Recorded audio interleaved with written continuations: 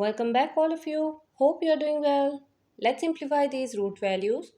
Square root of 50 minus square root of 98 plus square root of 32 plus square root of 18. We are going to simplify these but without using calculators. So let's see how we can simplify. We can write 50 as 25 times 2 and 98 as 49 times 2, 32 as 16 times 2, 18 as 9 times 2. And all are in square root.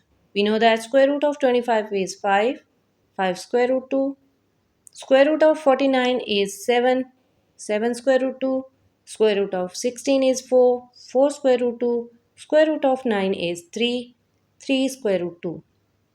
We can take square root 2 as common.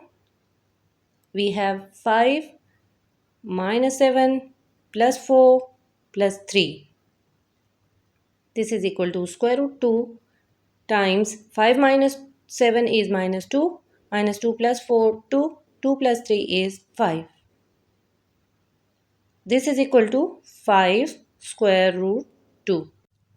5 square root 2 is a simplified form. It cannot be simplified anymore. I hope it is clear to you. If not, feel free to ask me in the comment box. Don't forget to like and subscribe. Thanks for watching.